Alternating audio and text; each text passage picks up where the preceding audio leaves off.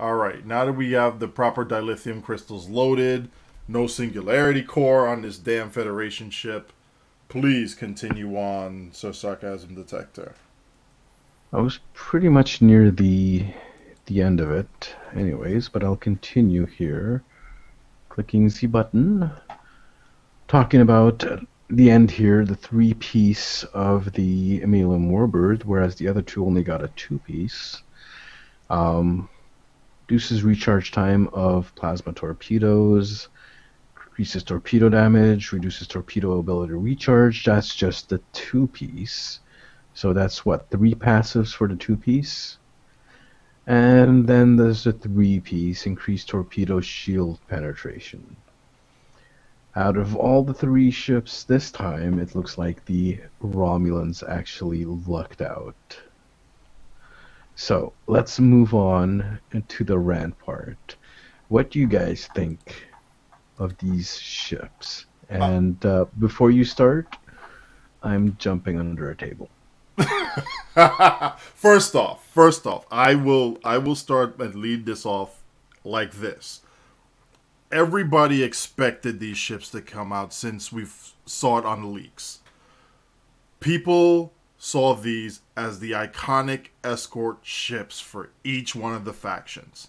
So there have been very high expectations for them. Some even unreasonably high, and I am guilty of one of them, but only from a fanboy perspective.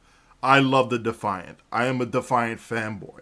When people ask me why am I not flying the Phantom when it's so much better than the T5U Defiant, I say because I love this damn ship. It's a tough little ship and it gets the job done. So I fly like a freaking oddball. I love the ship. I love the skin. I love its performance. I saw this and I'm saying there's no reason for me to get out of the T5U and go into that T6. None. Zero. First off, we would love to have seen all three of these have pilot maneuvers. I get it. It's a cryptic decision. They want to keep it exclusive to one class of ships so that they can make money off of that as an exclusive only to that, so go buy that one. But this is your game. And this is your game where you can say, hey, look, this feature sells. This feature makes money. Let's add this money-making feature to this item over here that could make money and now make even more money. I mean, money bags. You're a money maker. Tell me, is that not a sound decision? No, I absolutely agree. Look, this is the kind of bonus where they should have been saying, show me the money, and players were ready to throw it at them. That's what this set represented. My wallet. My wallet, smacking the microphone right now, was ready to go. Because I saw what the three Herald ships were, and I say, okay, that's power, and oh my gosh, power creep. So, yeah, I'm expecting these three iconic ships to be iconic. And the only thing that came very close to it is the Romulan one. And in some cases, probably could be just a tad bit on the overpowered side. Just a tad. For the perfect torpedo bomber in the entire game. But, let's put the crazy pilot ship expectations aside. Let's put the 5-2 or 5-1 weapon loadouts aside. Let's keep it with the 4-3 or 4-2 and what they have for the ships. The Fed and the KDF got robbed, and there were so many missed opportunities with what they could have done here that it was just, And the Romulan one gets by because of what they did with the set bonus and the unique flavor to it. And here is what disappoints me the most, is that they did such a good job with putting a unique flavor on the Romulan one and left the KDF and the Fed one kind of meh, that we look at this and say, okay, you did such a great job here with this aspect to make it feel better than the tier 5 version of it. Why couldn't you do it to these other two? Why not? Why couldn't you involve the quad cannon into the set bonus for it? And then why couldn't you find something else to involve as part of the set bonus for the KDF one? And don't tell me there's no precedent for doing oddball variants for the KDF, because there's been one 2 ship releases ago where you've done that. You released 2 what? Correct me if I'm wrong here, Cam. They released 2 cruisers and they put out a destroyer for the KDF. Am I correct on that? Sorry, could you repeat that for me, please? 2 ship releases ago, did they not put out cruisers for the Fed and the ROM, and then they put out a destroyer for the KDF? He's referring to the Dreadnought pack, and that is correct. We had the Galaxy Dreadnought, we had the Kara, if I remember correctly, and then we had the Siege Destroyer, which was the only destroyer in the pack. Yes. And the pack before that also includes the pack before that, the battle cruiser pack, where we had 2 battle cruisers, which was the Moog and the Arbiter, and then we had a Romulan destroyer, which was the Morrigue, the Mogai variant Tier 6, which is a destroyer. Again, so there you have it. I think there might have been one before that as well. Trying to figure that. Okay, so hold on. We're being told that the Colossi is a destroyer, and we know the Mogai is a destroyer, right? Correct. I think yes. Okay, all right. So we know the Mogai was a destroyer and all that there. Okay, so they had a cruiser and then a destroyer and a destroyer that was put out within that same pack. So we'll go with that. But there's nothing wrong with having that set up as we're not releasing them as far as equal ships, but we're releasing these ships here as far as similar in parity. So we can at least say, okay, the Feds get a cruiser, KDF and ROMs get a destroyer. These things are going to perform nicely for their respective roles. Be done with it. So there is that unique flavor that they could put to it. They could have done this here with the KDF and with the Fed. You can make people like me shell out money for Sao Paulo that I have not purchased for the quad cannon if you put it with a nice set bonus with this Valiant, to where we can make the cloak. If you're going to make us reuse the cloak console, fine, I get it. Make that cloak with the 3-piece set bonus of the quad cannon, the new Torp console, and the old cloak from the Defiant or the Galax, a battle cloak. Because quite frankly, this 2-piece set bonus makes absolutely 0 sense for the Fed. And for some people who were saying that the KDF, if you're not coming out of battle cloak, you're doing it wrong. Depends on how you fly. You don't want to stay out of battle cloak and then wait to have to recloak again for most of your situations. And the only time you're doing that is if you are guaranteed to make a one-shot kill on coming out of that and you are not going to be in danger. Otherwise, you're going to do hit-and-run tactics every single time, firing a torp, and you get one single burst out of an energy weapon before you recloak again and you zoom the hell out of there. So don't tell me that this 2-piece set bonus makes sense for either faction, because it doesn't. It absolutely doesn't. And I'm going to go Ben Cisco on everybody's freaking ass right now because it doesn't make sense. Yeah, it makes less sense for the Federation, but it doesn't really make sense for the Klingons either. And yes, every faction has a quad cannon somewhere. Exactly. And they could have rolled that into these for a 3-set bonus. And they would have gotten people to purchase more ships, which would bring Cryptic more revenue. They would have had nice set bonuses that would have put up at least in parity with the Romulans. Even if there's a little bit of an off-balance setting here, where we have the Klingons and Romulans having enhanced battle cloak. Great. Good for them. They need it. All right? We don't want enhanced battle cloak on the Federation side, even though it would be nice. And don't say it wasn't in the show, because it was in the show. The Defiant had battle cloak.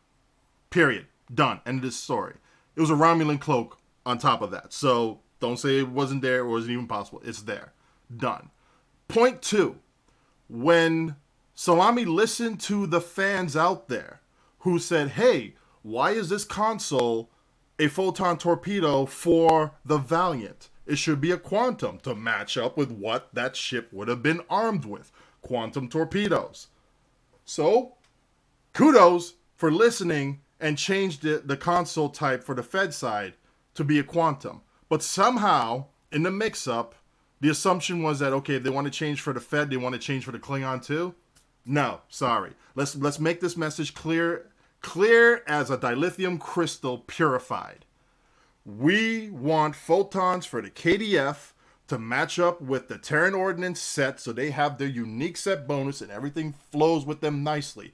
Romulans have it with their plasma weapons, and oh my gosh, they're going to enjoy the heck out of that for the 3-piece. So you're going to get ship sales for people who are going to enjoy Romulans. They're done. They're set. You can argue about bridge layout a little bit, but the Romulans are set with this one. Why not put this console back to photons for KDF only? And it can be done because you demonstrated that with the Romulans. Put it back there for photons. Keep the quantums for the Feds. Bring in set bonuses for that to make it work. If we want to adjust the seating on the Fed side to move the Lieutenant Universal to have been, a Lieutenant Commander Engineering and then an Ensign Universal, we could argue bridge layout seatings and whatnot. I think that would have brought more flexibility into the game for that ship versus making a Lieutenant Engineering and a Lieutenant Universal. Point 3. Pilot for that limited ranking, for that limited seating, it kind of falls flat. Now, I'm not going to knock Pilot because there's some people out there who could do crazy things with the pilot seating. I'm sure there are. Even though a majority of players will probably knock it, I'm sure there are people who could do something nice with it. The same way that people knocked Command for the vet ship, the Manticore. Then when they saw it in action, people were like, oh, wow, Command actually might be good for this ship. You did such a great job with the Manticore and bringing it up to what should feel like a tier 6, a big step up from the tier 5 version. We were expecting that with these ships. And you missed on 2 of them. Badly. So, even though, yes, Pilot, okay, I could see that. Playing off of what I've seen other people who are good with the pilot seating do, putting it on a limited engineering seating is only going to cripple it a little bit more. So we already have a meh, and then with limited seating for pilot, makes it even more meh. Then it's like, if it was me, I would have probably made it, Lieutenant Commander, Engineering / Universal. And then people would put in whatever they wanted to in there and give it that jack of all trades feel. Because if you're really going for that, especially with the Bird of Prey, if you're really going for a jack of all trades feel to it, it would have been Universal / Universal and walk away. And then people have been like, buy, here's my money. Buy, here's my money. Even though it has 4 TAC consoles, if you gave it a Universal / Universal, boom, here's my money. I would play KDF full time for that ship if it had Universal / Universal Lieutenant Commander. All right, I'm going to shut up for a minute now and let other people talk. Okay, I want to jump in just a couple of points here, and just pretty brief. We mentioned just earlier in the show, there is a precedence for having a 3-piece console giving out a battle cloak. It has already existed since season 8 with the Voth 3 set, the consoles you got from the ships. So they can do it. It gave the Feds a battle cloak, and I guess you can say the Klingons as well. The Romulans didn't really need it. An argument can be made that the Bulwark is so rare that not everyone could have gotten it. But really, you guys, do you want the money? That's the question I am asked. Do you want our money or not? Um, the second point is the ships. It would have been very easy to make three pieces for all the ships there. I mean, like you said, the quad cannon is available for both Feds and the Klingons as well. I believe the Romulans also have a quad cannon in there. And I'm actually forgetting something. I had another point to make. But in any event, I'll leave it. I'll open it up for the other guys to talk because I want to say some other things at the end. Um, you can't come in and follow these kind of rants with much, but I will say I was disappointed by the Defiant for agreeing with Odin. It was one of those iconic ships I was looking forward to. And as someone said in chat, these should have been the pilot ships instead of what they released several months ago, because we know that they are capable of the pilot maneuvers just from what we saw from the show. I mean, we can reference Shattered Mirror when you saw the Defiant bobbing and weaving underneath that giant mirror Negvar, or you can reference one of the final battles where it's doing loops. So it was something that even if they didn't do pilot maneuvers that are already in the game, we could have seen a variation of pilot maneuvers. We could have seen a more dynamic bridge officer layout that was maybe just different in hybrid seating or different in its layout. The weapon, it screams to me you'd be just as good off buying the Fleet T5U. Just spending the money for that. And that's very disappointing to me because, like Odin said, we've been hearing about these through rumors, through various other sites. They're coming. And when they're here, it's not something that, instead of me opening my wallet, I'm going, yeah, I'll wait for the next pack. I'm not really going to go for it. I'll wait. And I know that's not what Cryptic wants to hear from the player base, but that, for a lot of us, when we're seeing that ships that we already own are just as good, if not better, than what they release, it's kind of what we say. And yes, I agree with what you said, Alan, in chat, attack pattern Cisco. That should have been a thing. That's all I got. I mean, we didn't even get to the trait, and I mean, go into detail as far as the trait is concerned.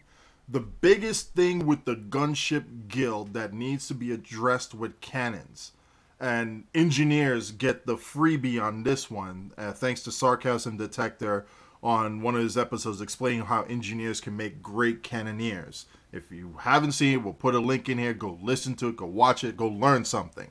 But you got two issues as a cannoneer. One, range drop off. Horrid. If you're not within 3 clicks of your target, forget about it. You're just throwing peas at it. And it's going to be that old moldy peas, not this really hard stuff or the fresh stuff. It's old and moldy. It's going to go splat as soon as it hits a deflector or a window or even somebody's goggles. Nah, no good. 2, you are going to suffer with energy drain. You're not going to have a very nice way of keeping everything capped up as easily as beams do. You can still do it, and engineers get a much easier time doing it than tax or size. But you are still going to have to deal with that energy drain and recovery. The There's only trait two could have... issues? Pardon? There's only 2 issues with cannons? Well, 2 of the biggest issues right now. The biggest issues. Forget the crit D issue. Forget the other issues with it. Those are the 2 biggest issues with it right now. And the Gunship Guild can back me up on it. This trait could have addressed one of those 2.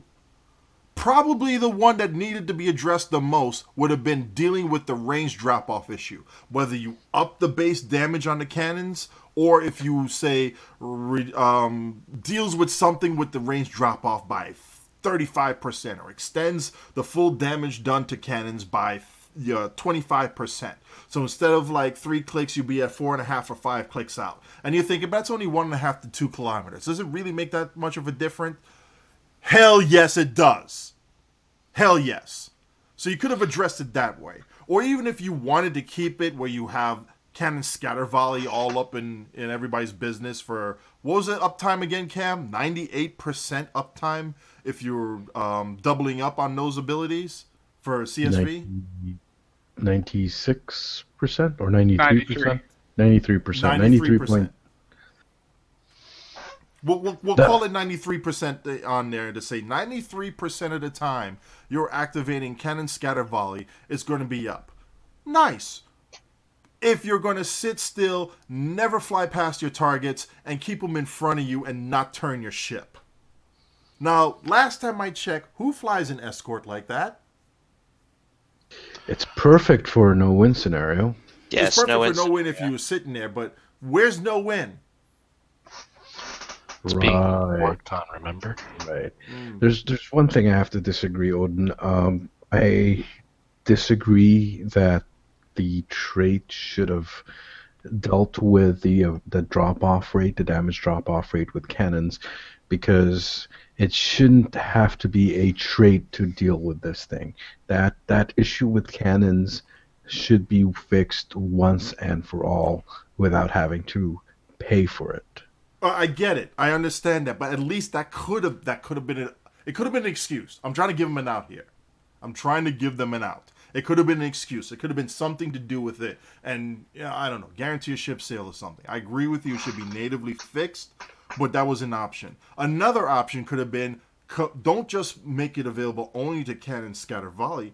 Include cannon rapid fire with it as well. Yeah, I was just gonna say, like, why is it honed in on scatter volley and why not both? Like, this would have been a really good opportunity to boost Rapid people. fire.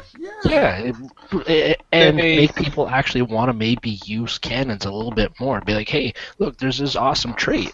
Like, whenever I used cannons, I didn't use scatter volley all that much. I used rapid fire most of the time.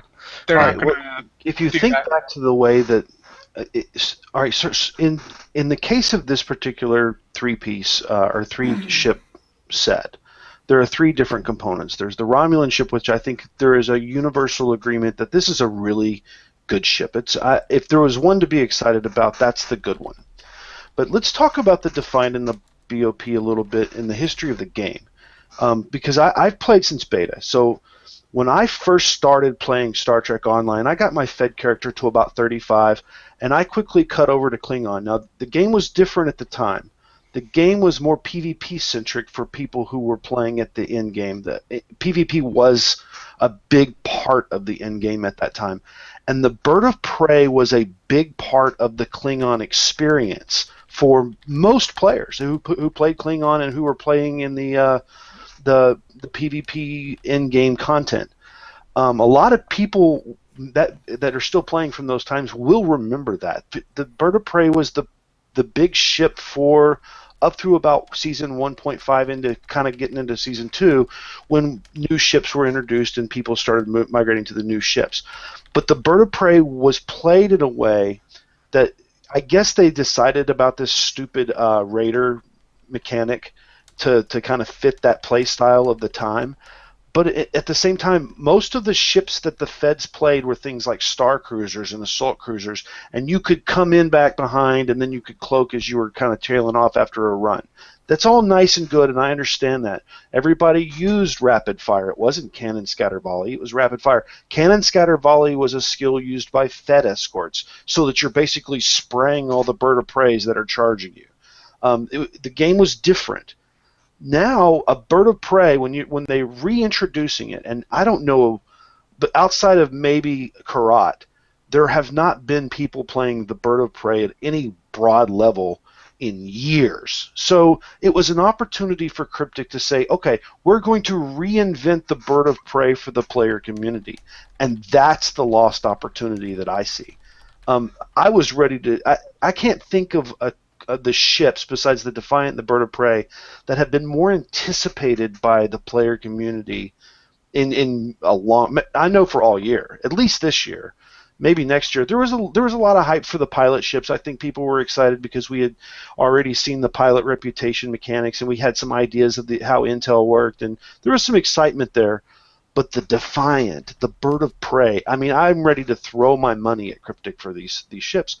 The letdown is obvious. It's across the community. It's Facebook, it's Reddit, it's the forums. People were so excited. The anticipation was there. The letdown is obvious. I don't know if that means that they're not going to sell the ship. I'm sure they'll sell plenty. I think that when it's said and done, they're going to look at the numbers and say, wow, we thought we would probably sell more. And we'll see.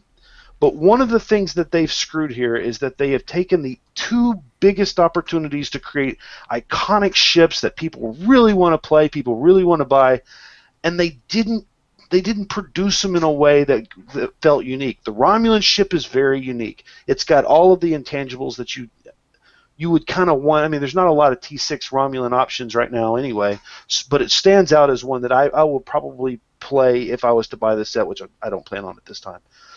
But the Bird of Prey, I could not wait to put my engineer back in it. Flew it for a season and a half back in season 1 and season 2. Loved the Bird of Prey.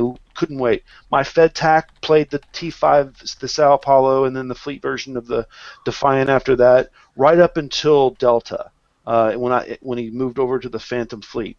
At release, tomorrow after the patch, here's the problem. The Defiant is the 6th best T6 Federation escort. What the fuck? Are you kidding me? The 6th best T6 Federation escort is the Defiant? The way I would address it is definitely with the dual cannons. Nobody will ever buy the 1500 Zen Sao Paulo again. Why would you? There's no reason to ever buy it again. So obviously, if you could use the quad cannons rather in some mechanic that would add value to the ship, it makes sense that you would do that. If it was me, I would go the route of, say, the Dyson ships, which have a specific slot for a specific weapon, and just add that slot and say you can drop your quad cannon into that slot.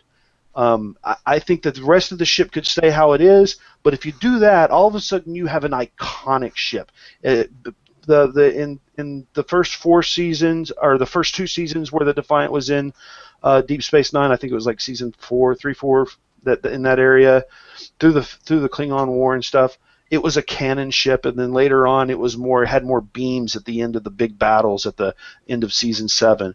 You know, it could play the mix of both a beam boat with this quad cannon. There's opportunities there, and the same goes for the Bird of Prey. 4-2. Let's do the math. It's got the lowest hull of any T6 ship. It's got the lowest shield modifier of any T6 ship, and it's got the lowest possible maximum DPS of any tactical ship in the game.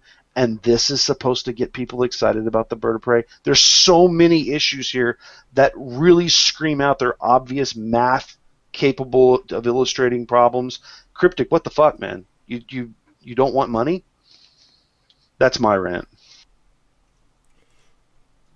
And there was a question about the best. Thing that some people were saying the best is subjective. I'll be the first one to say the best in some cases, especially depending on what you're looking at, should not be subjective. I mean, we should be looking at the Defiant. The Defiant was the epitome in the show of an escort, a warship, as they classified it unofficially. That should be, the best as far as maneuverability, damage output, versatility. It should be the best. If it's not the best, like the second best comparative to something coming out. But there are situations where best is not suggestive. It should be something, because that strives you to go for something as a final goal. And it's canon. I mean, it was Goldacott who described the Defiant as one of the most powerful ships in the quadrant. This is literally, of all of the 6, this will be the 6th tactical T6 ship. Which one would you say that it's quote better than? Is it better than the Fleet Phantom? I don't think so. I'm going to actually stay in the Fleet Phantom. Is it better than the recently released Advanced Escort? If anything, it's similar. It may or may not be, but if you're going to take advantage of the mechanic in the Defiant, you're giving up a console slot. Are you excited about giving up that console slot? I'm not. I wouldn't. I'm not even going to do it. Yeah. For a cloak? By the way, the cooldown will be reduced, but try to get out of combat to use it. Exactly. I mean, it's part of the whole mechanics with it. It's like, all right, hey, look, I get a cooldown here that'll start when I'm out of combat. Yay. Which is ridiculous. Yay. I mean, it's almost like it was such a massive opportunity. These are ships that we want to be the best. I don't necessarily want the Bird of Prey to be as, the best, better than some of the Raptors and stuff in terms of the overall firepower. But don't tell me flanking. How am I going to flank a planet killer in the Undyne battle zone? Well, are you serious? Those are now. Let's be realistic here with it. Those are just the one-off situations there. But no. But the flanking mechanic is built for the speed and the I mean, the ambush. I understand that's a great advantage, but that's not something unique to the Bird of Prey. Right. But hear me out on this one, though. Even with those one-off scenarios there, you're looking at the majority of the time, this thing is going to come in here and alpha strike like a mofo on an unsuspecting target, whether it be an NPC or a player. Its job is to come in, hit hard, and get the heck out of there, hopefully undetected. That's why it has such a low hull, low shield rating, and low survivability in a stand-up fight. The Defiant's supposed to take a little bit more punishment than that and come out, whether scathed or unscathed. But it's still going to hit hard, take some punishment, and get out of the situation alive. That's what it's supposed to do. So if people are going to argue that it's supposed to be a bit of a jack-of-all-trades type of ship, but still with the escort flavor and the escort punch, fine. Make it so. I'm not seeing this here. There is no reason for me right now, and I'm a torpedo guy, and I'm looking at that torpedo console and say, good. But everything else around it? No. Make me get out of my T5U Defiant and make me get this. What I'm seeing right now says no. I'm going to break out Ben Sisko's mother pimp hand out of here and say no. Okay. I want to give Alan and Spencer a chance to jump in here if they have anything to say. Spencer, go ahead. My thoughts on this pack are, when I heard about the pack being released, I went and got 5,000 Zen. The following day, when I saw the stats, I ended up with 2,000 Zen and a few new nice upgrades. That's my thought on this pack. I'm not even going to bother with it. Yeah, for me, there's nothing that really... I might purchase it later on when I have money and I don't have to buy any more music for future videos. For nostalgic purposes, there's nothing in this ship that makes me want to buy it. The Hestia, there's a few things, like I love the Prometheus from Canon. That was one of my favorite iconic ships. That I felt like I wanted to get it. Odin said earlier, when the Manicore came out, that felt like a T6 ship. When I saw the stats for the Manicore, putting the gorgeous revamp on the nacelles aside, when I saw the stats and all that, I was excited. Like, I was pumped. I was retweeting on Twitter. I was trying to get pictures. The day it was released, I got home. I was doing screenshots. I was going tits out on this thing. Like, I was so excited for it.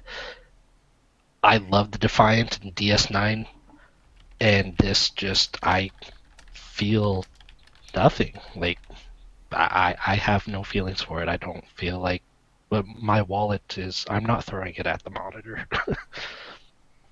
Yeah, and it's kind of the thing for all of us that, yeah, we're not throwing it. Now, of course, there are comments saying it will sell because Defiant is Defiant and Core is T6. But here's the point that I think we can all agree on. it's going to sell regardless. Yeah. But it could have sold exponentially more had they done a better job as far as what they were presenting and going more towards what we saw in the show to have an apex for this ship. It'll still sell. You'll still have fanboys. I mean, I can count Odin as a fanboy, and he's not buying it. But there are going to be some that are going to buy it for collector's purposes or just because, hey, it's the newest version of it, that kind of thing. But they missed the mark on maximizing the profit from it. They'll make profit, but not as much as they could have. And when they realize that, it will be too late. Yeah, I got a coworker who is a Defiant DS9 fanboy. He has not played STO in the past year and a half to 2 years.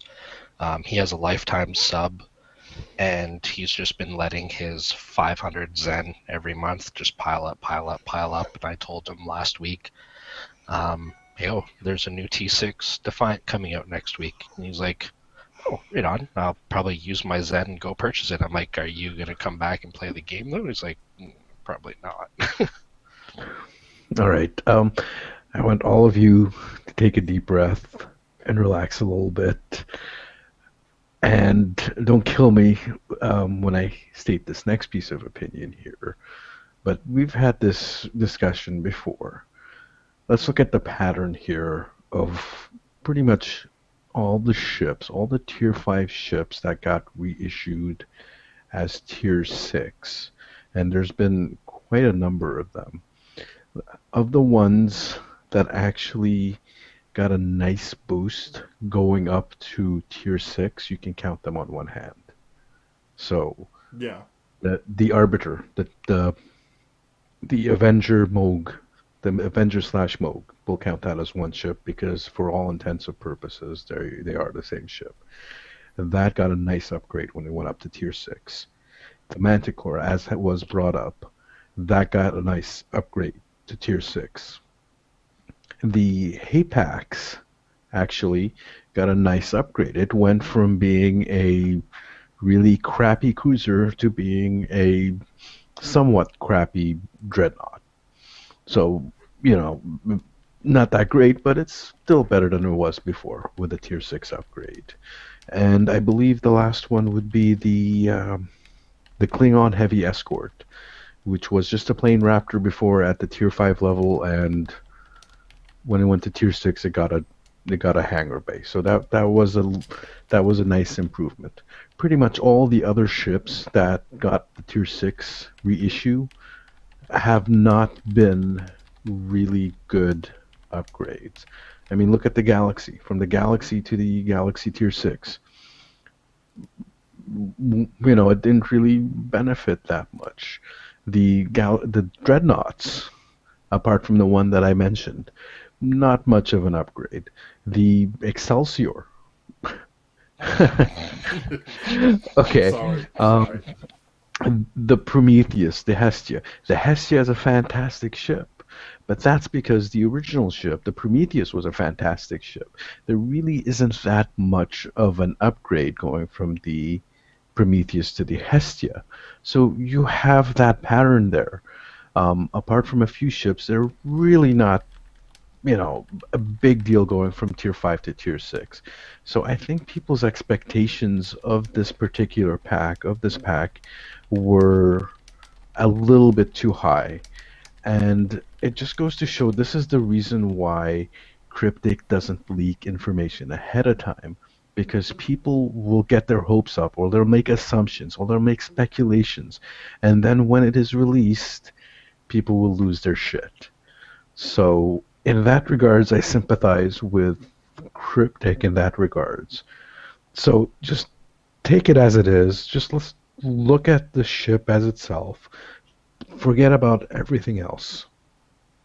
And just let's take a look at the Defiant, for example. The first one, the Tier 6, the Valiant. It is a decent ship. And whether it's sixth place ship in the rankings of Federation Escorts or it's first place, it doesn't really matter because the comparison is really, really small. The percentile difference here, or the standard deviation between them DPS wise, is going to be less than the built-in fuzz of the game. Remember, the game itself, when you're doing DPS, has a fuzzy factor of plus or minus 14% approximately. It varies a little bit.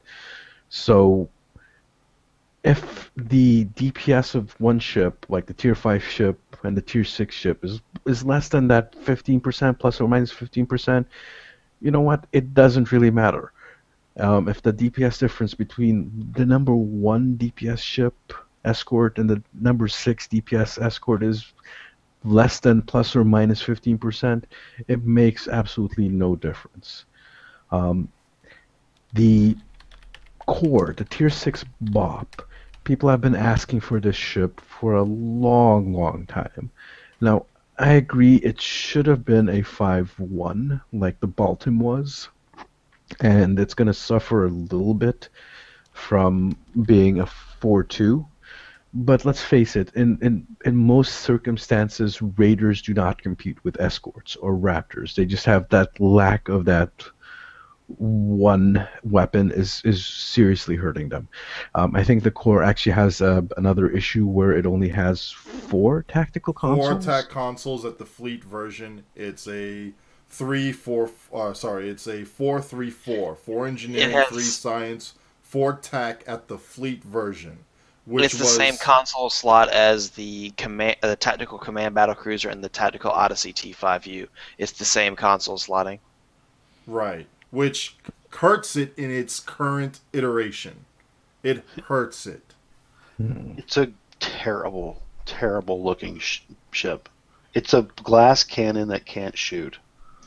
It's supposed to be Spike, and you need 4 tac consoles on a ship that is all about hit and run. Hit hard, kill a weak target, kill a medium-sized target, and seriously wound a heavy target.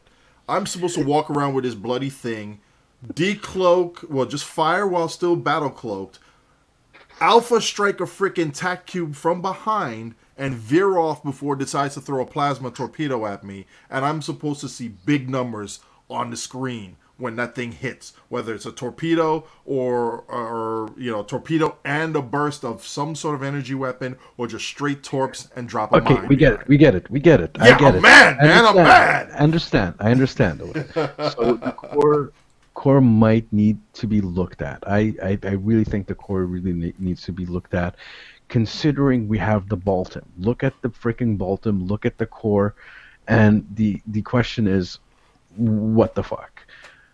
Let's take a look at the Romulan ship, the tier 6 Tavaro. This ship, what's there to complain about? It is really, really good.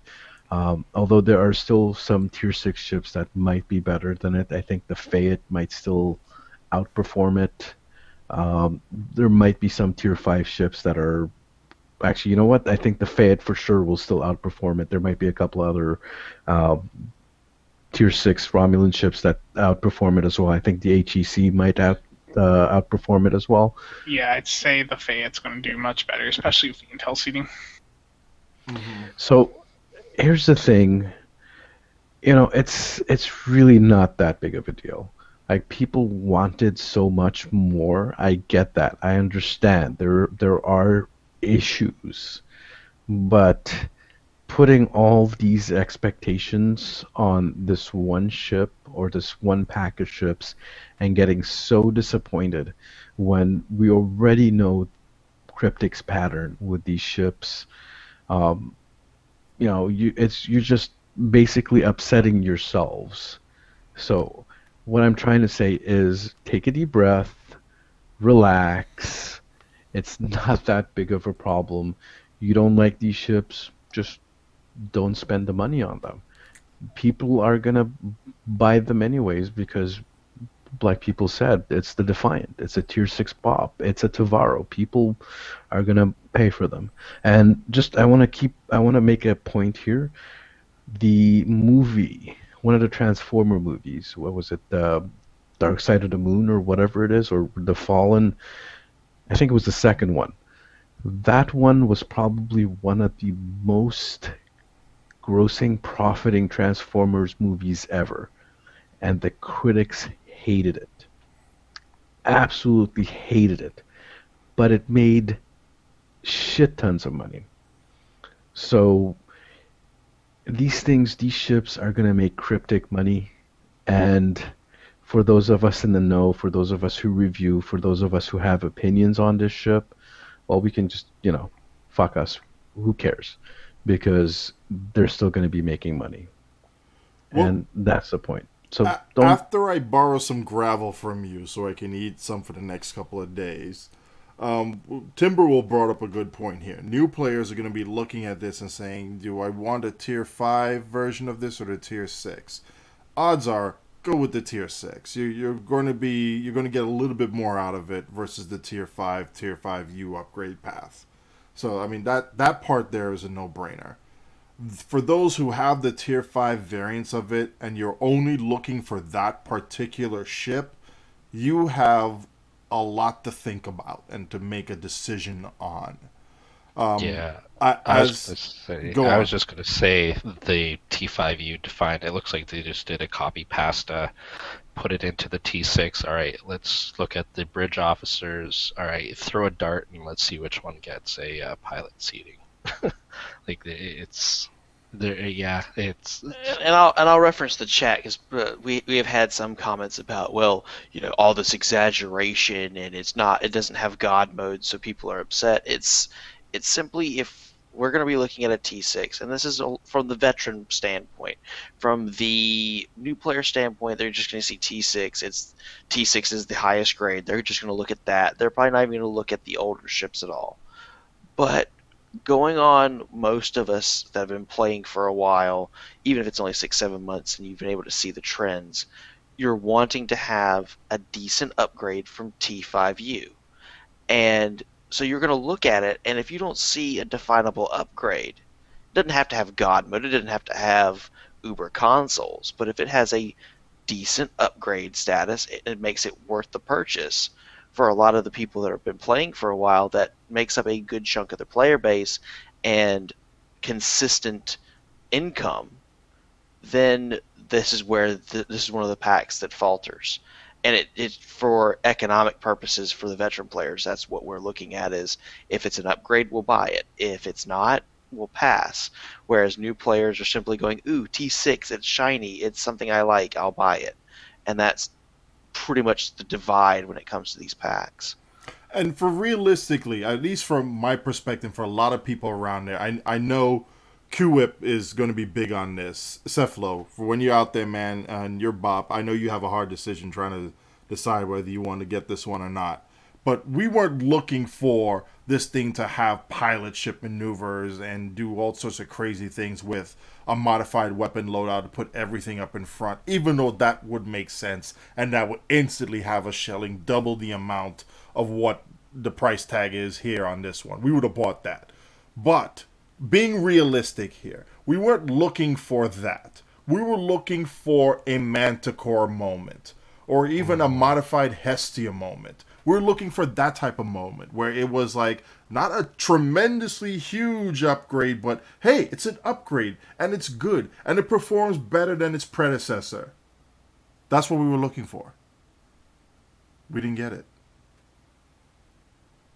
I don't know. I think the Valiant probably outperforms its predecessor by a margin. Might be a small margin, might be a big margin, but it'll still outperform. The Tavaro probably outperforms its predecessors. The Core, well, never mind. And when that better obviously is subjective, yes, but I'm looking at the Valiant here, and based off the way I fly this thing, even if I threw on a cannon build on this, a cannon build, yes, or just straight torps and what I used to do with my Defiant, it would be this. Hey, look, I got an Ensign Universal. What am I going to... Obviously, a Lieutenant Universal now instead of an Ensign Tactical. What am I typically going to do with this thing? Something on the Ensign slot. If I'm rich, probably Chemo. If I'm going to copy what I have from my ship over, it's going to be Chemocite in the Ensign slot.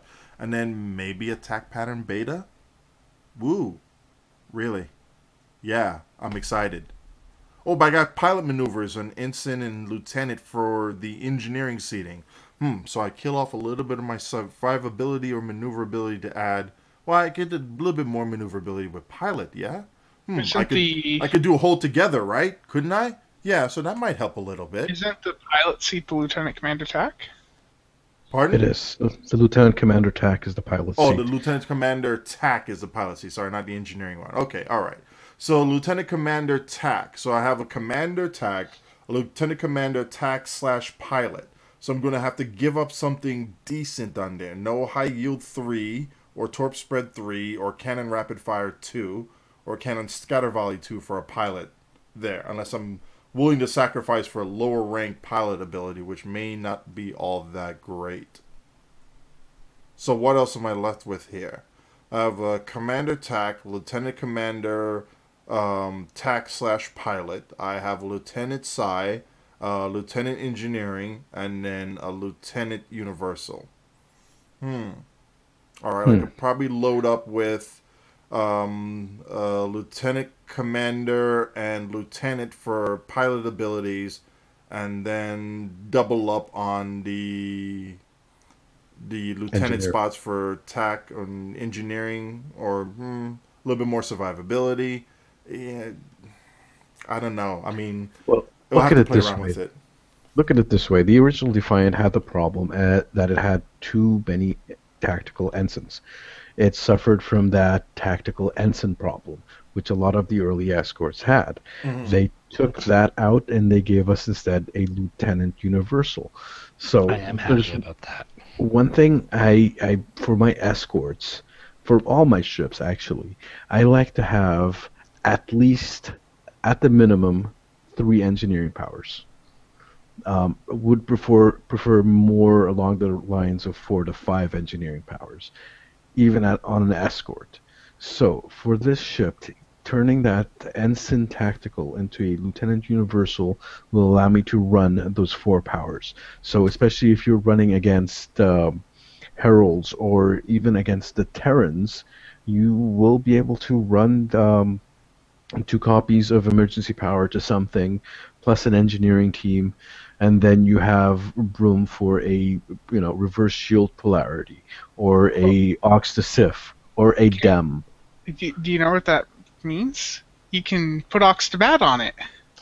I will end you.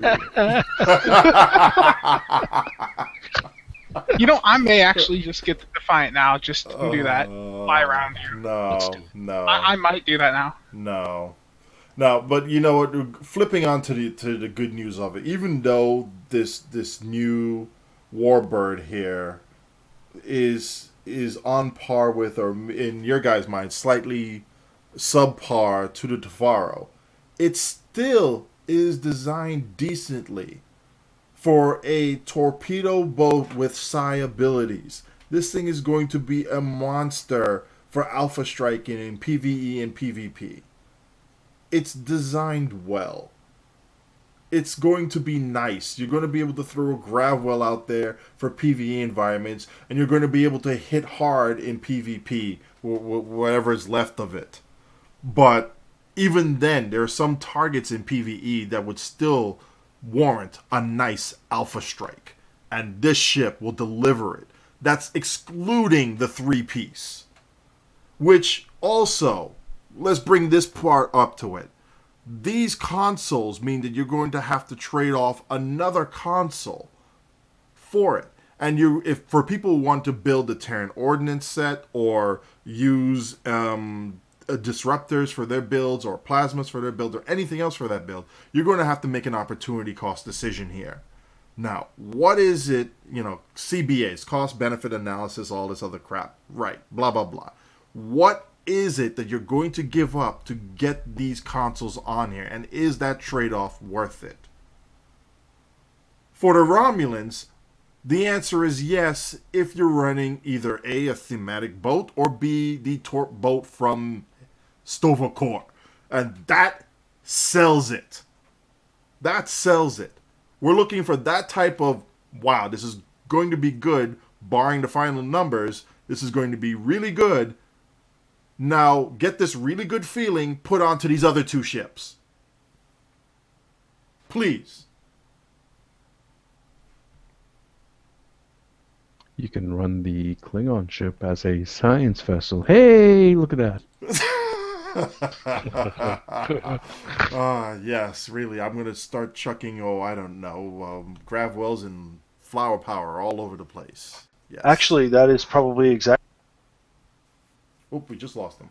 That'll be how the ship is used most commonly, for sure. The core. I mean, it comes out, if you think about it, that's really the most effective way to make your build with the bird of prey. And that's not unusual. That's how it has been used most effectively since basically season 2 or so. I mean, it used to be the ship of choice that you would use for your photonic shockwave disable and then completely crush them with a flanking maneuver or something in PvP. Yeah, I don't miss that one bit. Photonic shockwave. Yeah, it was a lot of fun. And then, oh look, I just see a warbird just coming out and decloak. Sorry, not warbird, a bird of prey just coming out decloaking and firing all sorts of torps at me. And why can't I move? Oh, he just hit me again. Oh, I'm dead.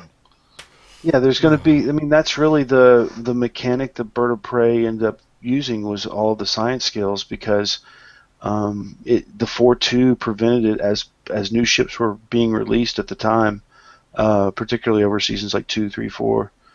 That was the only. It was a one-trick pony, and I got to tell you, if you're going to use the bird of prey most effectively outside of PvP, I'm not really sure how you do it, but in PvP, the one-trick pony is what you're going to have to go for. Yeah, you grav well, you fire your torps out while in cloak. You pulse out an energy weapon or 2 just so you don't break your battle cloak, and then you cloak and you veer off. Come back in, wash, rinse, and repeat. And then you get wrecked by a pilot ship running attack pattern lambda that sees you 10 kilometers away.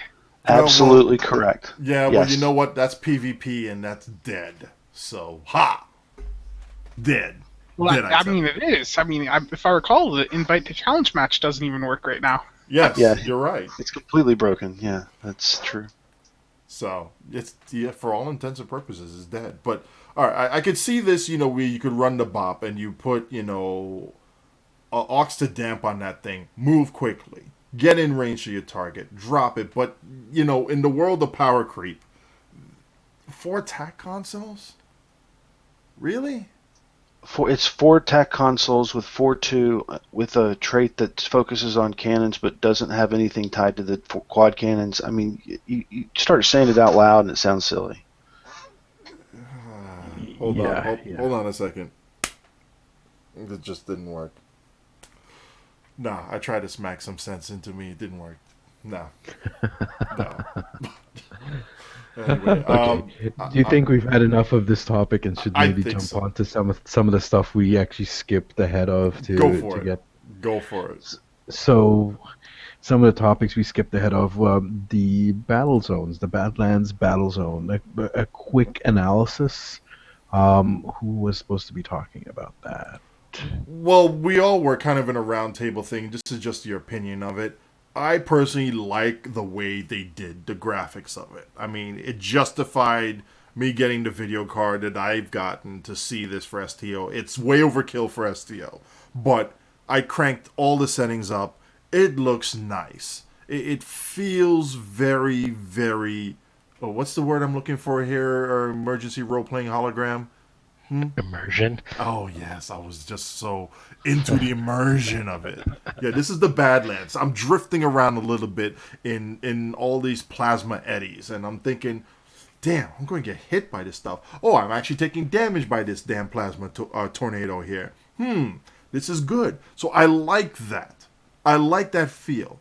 There are some things that are a little bit quirky. There are a couple bugs here and there, especially when you're trying to locate areas to try and activate or deactivate something, and you're hitting it and it's just suddenly gone for no reason, even though you're sitting still and it's sitting still. But yeah, I digress.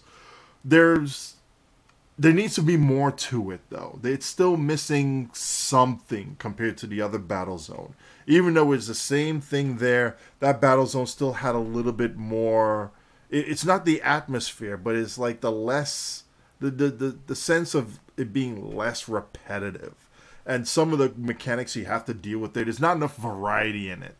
And the ISS Enterprise needs to be tougher. Not this paperweight that 15 random people with tier 3 ships can come in there and literally obliterate it in less than 10 seconds.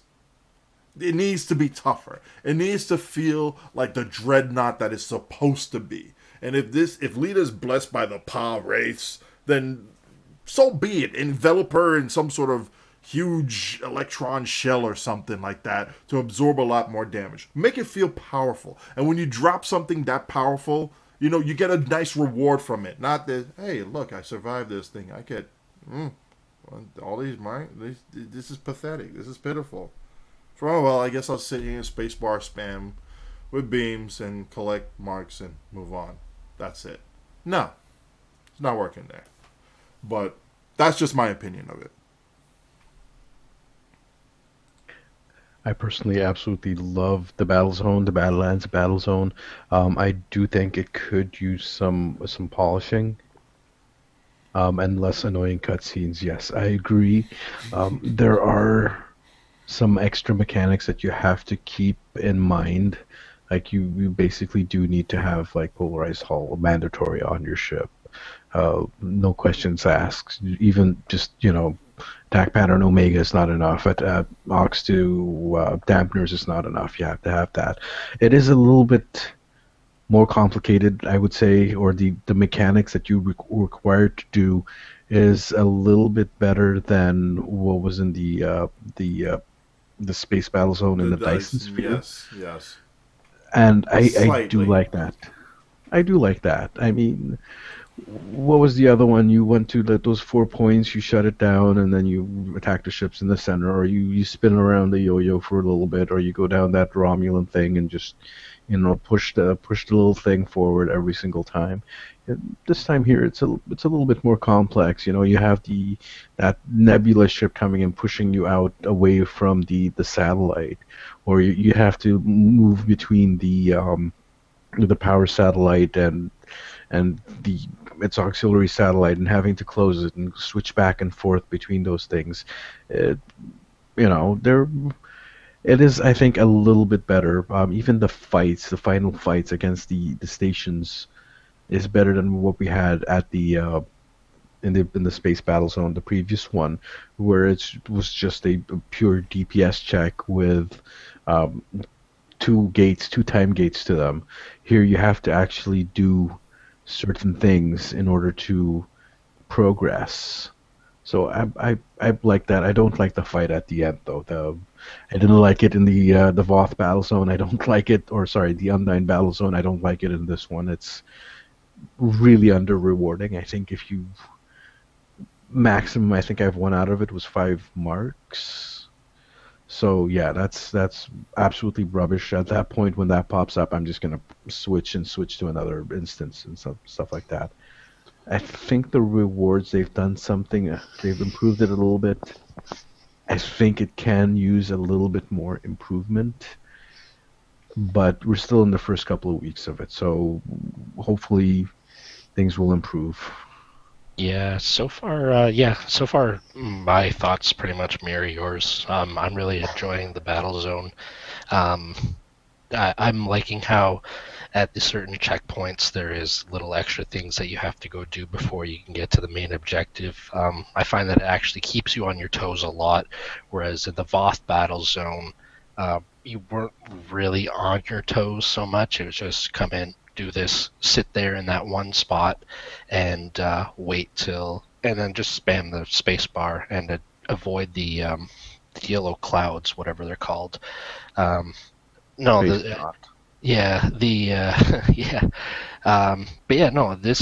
one feels really good. It kept me on my toes. It's definitely a challenge trying to stay within the parameter of that power generator when the nebula comes flying in with its repulsors. It's like, geez. I thought it was really well done, and I don't really have any complaints. Well, there's a couple of bugs here and there on a couple of points where I actually had to change zones and start all over, but it's fun enough that I didn't mind too much. Yeah, it reminds me a little bit of when they first released the Undying Battlezone. They had some performance issues, and they had a few reward issues, and it's a very similar situation here, but they were able to work out those issues over the first 3 weeks. I believe it took about 3 weeks with the Undying Battlezone, and I suspect that it's going to happen the same with the Badlands. But the thing that separates the Badlands that I like better than, say, the Undying Battlezone, as we compare the two, is, first of all, the art. I mean, phenomenal. I think the art for Stowe in general every season is fantastic. It's getting better and better. We were talking about the ships earlier. For all the complaints that you can have about some of the mechanics of the ships and things of that nature, the art looks phenomenal.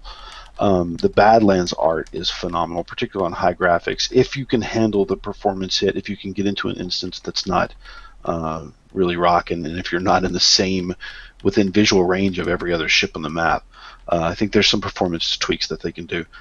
The attention to detail in terms of the progression, right up into the very to the whatever you want to call it, the boss at the end, where you're having to do the bases and stuff.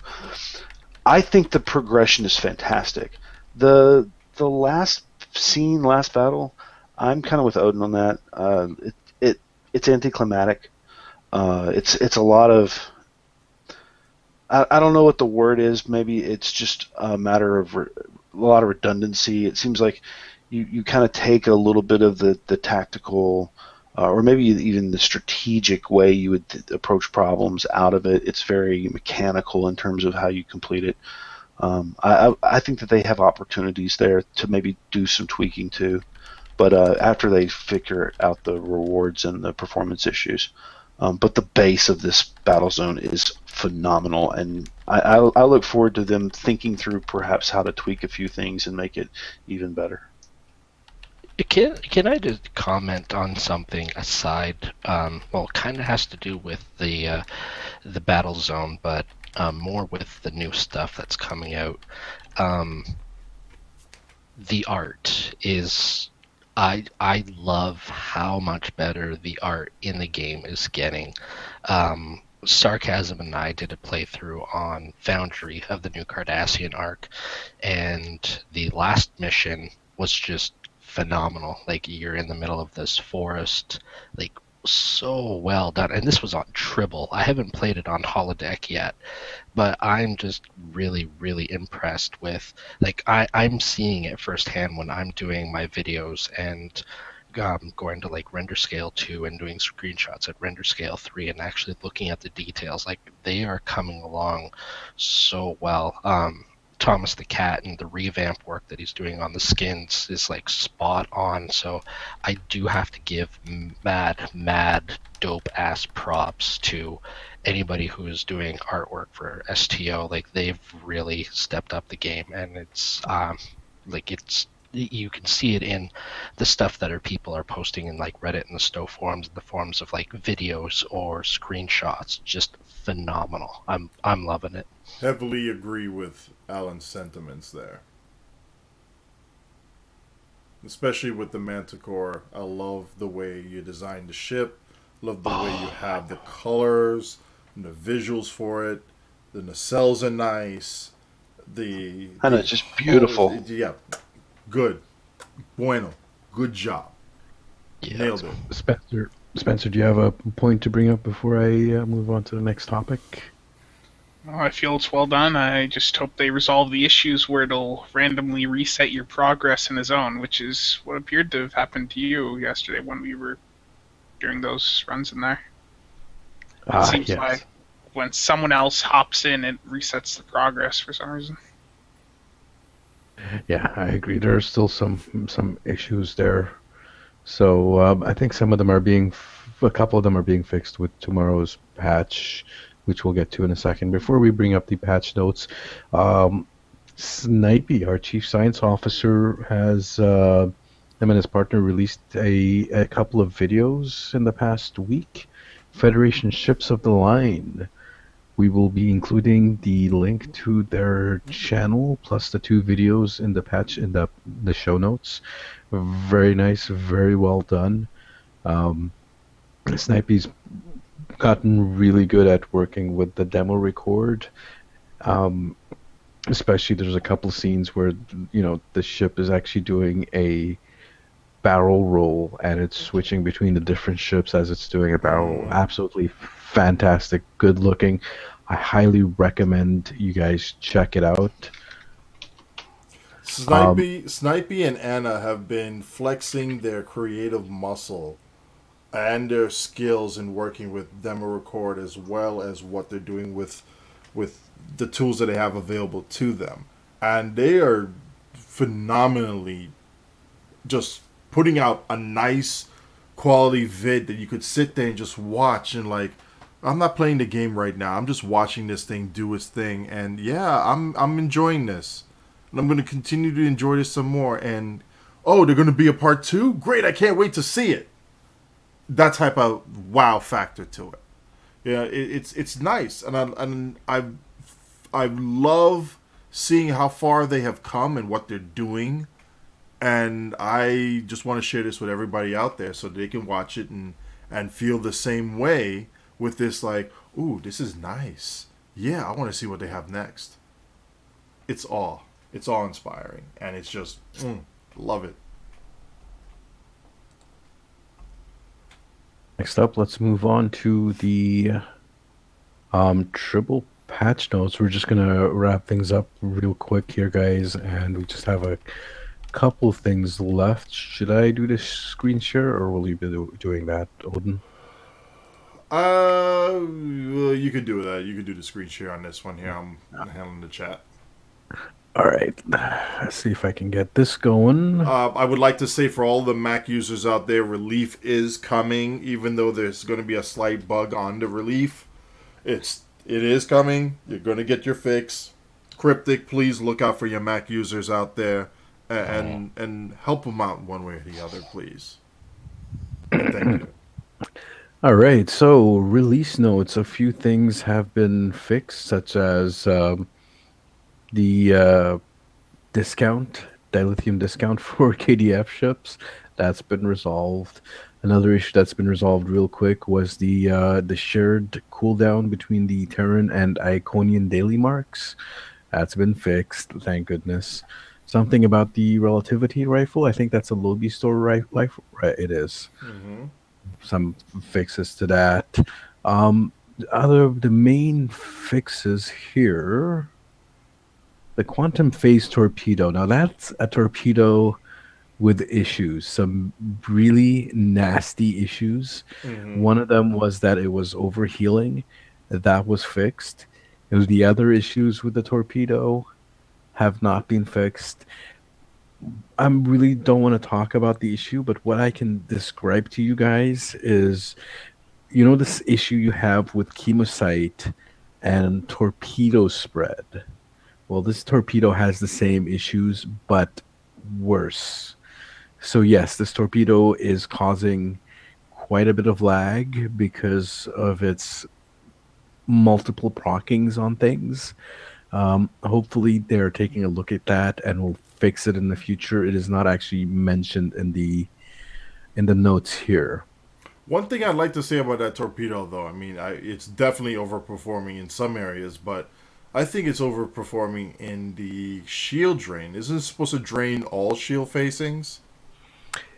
It's only doing one shield facing, and it's supposed to be doing all, I believe. Correct. I think I'd have to look at the shield note. So it's really buggered. There's a lot of issues with it. Hopefully they'll get that resolved at some point. Moving on. Okay, whatever. They did a nerf to quantum destabilizing beam from 180 degrees to 135 degrees. That's fine. I don't think that's really too big of an issue. It's not a nerf. It's just a fix. It's supposed to be aligned with the deflector angles, which is supposed to be how it's supposed to be. So that's a fix. So here comes the actual big fixes that they did. They are bringing back Defera and Nukara. that was broken, and they're bringing it back. It's been fixed, so look forward to that Yay. coming back tomorrow. The rewards for Terraknor and Counterpoint have been increased. We spoke about that. I think it popped in the forums and on the Reddit, and I think we talked about it on last week's show. Mhm. That's been increased. Hopefully, it'll be good. We have to wait and see how it actually plays out, but initial reports seem to be pretty favorable. Next up, Herald's Fear. The Herald's Fear. The Elite one was so broken it was incompletable. It was literally impossible to complete. Um, that has now been fixed. The issue of it under a warning, yeah, that's still, I guess we're gonna have to see about that. Oh, and here's an interesting one. Resolved an issue where players would be sent to the respawn point if the shields of an enemy starbase was touched. That was freaking annoying. I'm really glad they resolved Mhm. that one. And looks like something nice under that for you. Oh yes, they we have a new meme now. So there was a problem with Federation Fleet Alert, Federation Blockade, and Fleet Defense, and I believe the Klingon versions of those missions as well, where the map was missing. It was just plain gone, and you would warp in, and all you would see was blue. I actually made a video of that for a little bit of fun. That's being fixed. Those maps are coming back. Um, but from now on, if there is something broken in the game and it's broken because it's missing something, we're just going to say that it's blue because I have decreed it.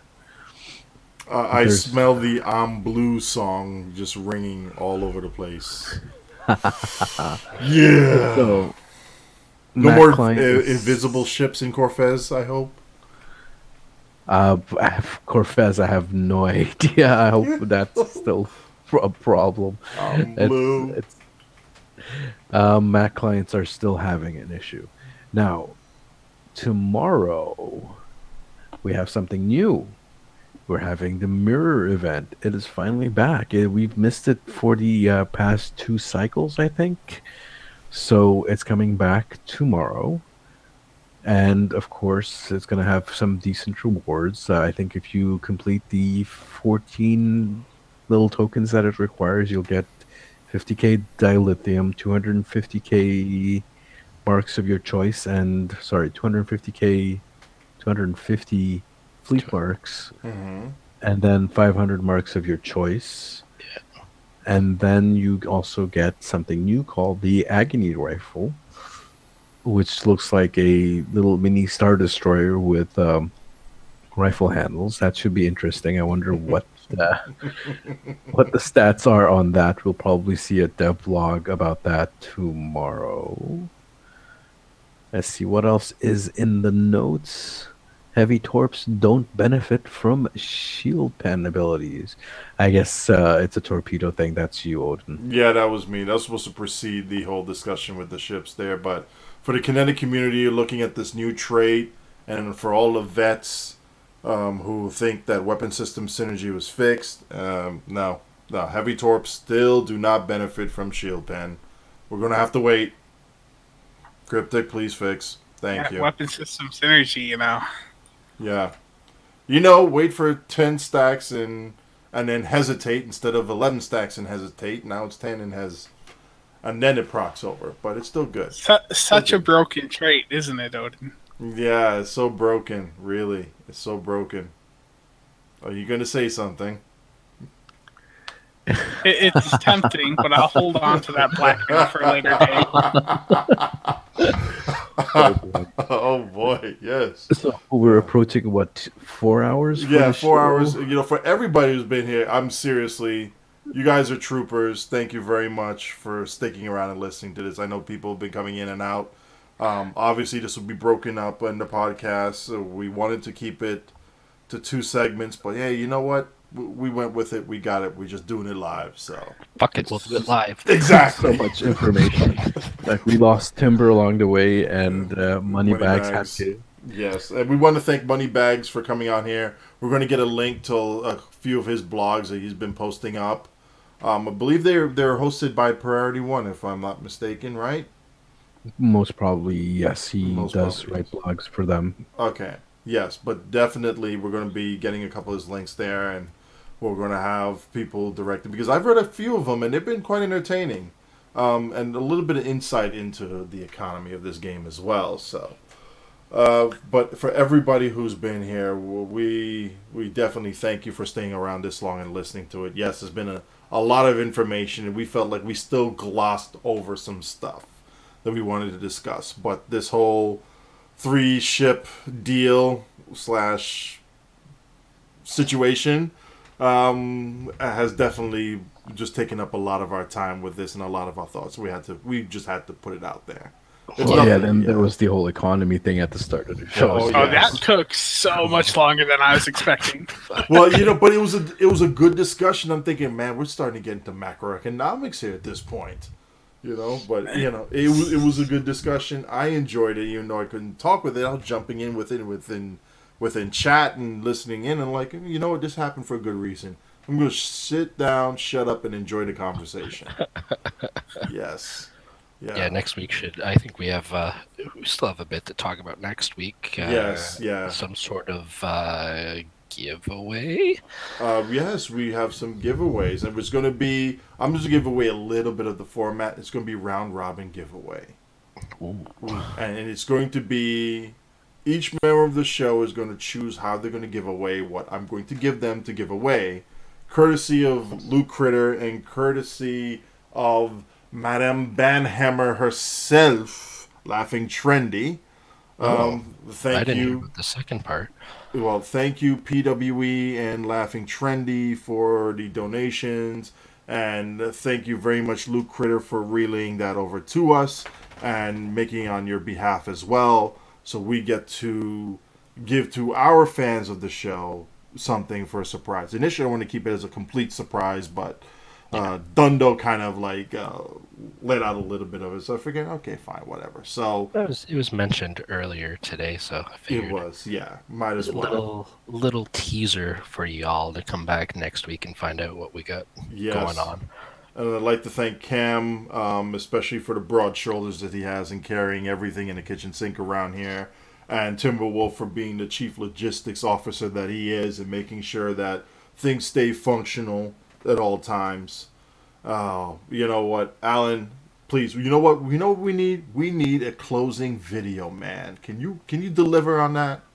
I can deliver on that. I know you can deliver. We'll get a closing video from Alan. And you know what we're going to do? We're going to have people post on the forums, every single forum that you see us in there. Whether it's in the MediaCorp forum, over on the ARC forums, whether it's on Reddit, or whether it's on the YouTube channel here. Give us ideas. And Alan will pick the best ones out of them and use that for his temp. I have an idea. A picture of a Defiant being blown up by the crystalline torpedo by a scimitar. Oh my god, it's too late for this. I have a feeling that it won't just be me who's going to end you. I think Odin is going to end up ending you as well. Well, I think you're going to like the Ox to Defiant that I'm going to have to set up tomorrow in your name. I am going to have to hurt you. I'm going to fly around you in circles with it. I'm going to put TBR on, follow you around in Azure with it. It's going to be a lot of fun. You're going to like that ship. That's great. You're going to spend money on that ship. Good job. No, I'll just spend Dill on it. Still buying it. It's worth it. It's worth it. It is worth it. I will buy it just for you. No. Whoops, I muted the wrong person. Oh. Let me see. Mute. There you go. Take it away. Take it away, Odin. Odin? It seems that we have lost him. Maybe. Well, I guess we can close it out here. I'll finish it off this time for y'all. On Go ahead. behalf of Mr. Odin Knight,